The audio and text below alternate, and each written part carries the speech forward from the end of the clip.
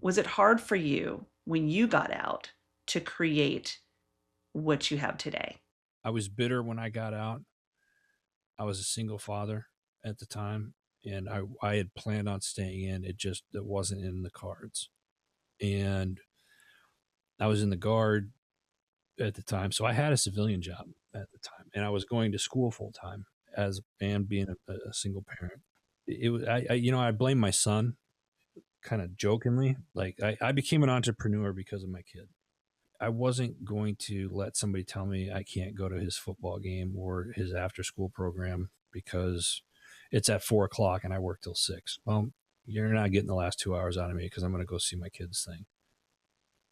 And that's when I realized it was like, okay, I need to find a different means of making money because I'm not.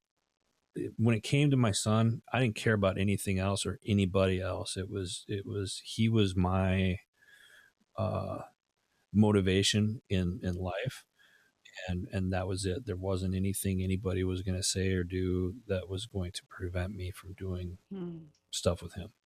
And I'm sure a lot of other military members that are making that transition are in that place because I remember even hearing the statistics about divorce Yeah, in the military. it's not easy. It Mm. certainly wasn't easy. I took the leap of faith, and that's exactly what it was. I had no money in the account. I had a mortgage, a car payment, and I was a single parent with no help. And I was just like, put it in God's hands, jump, and let's see what happens. That was April 1st of 2013 was when I quit my corporate job.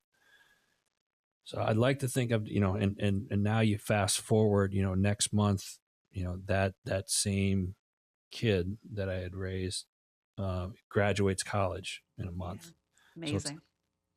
I think I made the right decision. I think I made the right decision. You done good, as they Yeah, say. yeah. So, Yeah, and like you've been able to build a really tight, like very close relationship oh with your yeah, son too, which I love hearing about that. yeah.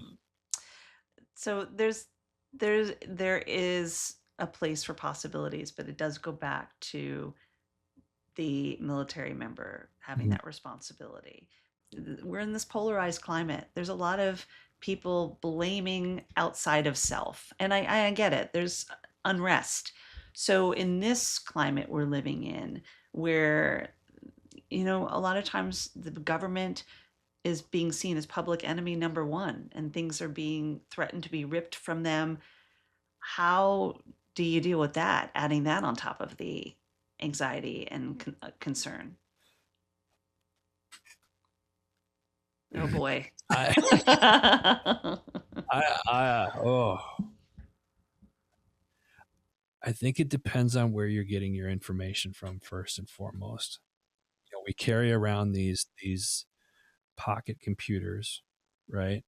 And we consume so much negativity that's in the world. And you look at media as a whole, and you said media, so that's what we're going to use.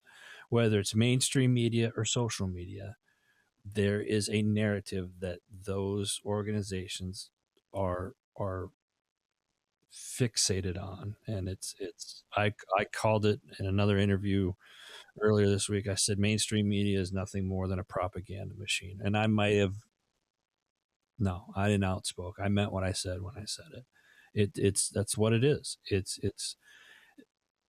we live in a world where it doesn't. I can report on something. You and I could be doing a story. Well, you got a big media We background, could do the same story but and have two different outcomes. if we're Yeah. looking at the same thing, and you're Yeah. like, sky is blue, and I'm like, it's green, and we're standing in the same spot, shoulder to shoulder, and it's like, who are you going to believe? Well, she's flying. It's green. Well, it's because you're colorblind. I mean, it's like, it's it's it, there's no there's no um it's all about breaking the story first now. It's not about what's the truth or whatnot. It's like, here, this is the narrative that we need to push. So this is how this is going to go, and this is how you're going to push it. And that's with everything. Yeah. The one thing that I've been talking about, and I had a conversation on another podcast this week, was all about polarization. It's like us versus them, Hatfields versus the McCoys, right, wrong. Republican, Democrat. There's no good, bad. There's no meet me in the middle anymore, and it's unfortunate because I feel, and yeah, you know what? This goes back to our responsibility as well, right? But it does make it more difficult when we are constantly fed content. And that's the thing here. And I think if you were to look, and this is just my theory, but if you took the the U.S. population as a whole, and most people would agree that there's a big divide right now, left versus right, whatever, far left, far right. But if you look at the heart of America right now, and you put all those people together, you would see that the far left and the far right are so slim in numbers compared to this mixing pot that we have in the middle. And if you look at the middle, I'm not saying that the middle is everybody's all hunky dory and they agree on every kumbaya. I'm not saying that.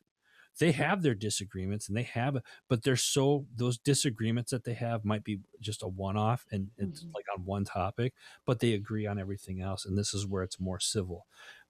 But the media, the perception that we are fed through these pocket computers every day is everybody's either over here or Mhm. everybody is over here. There's nothing here. It's like no man's land Mhm. here in the middle. That's the perception that they want to give you.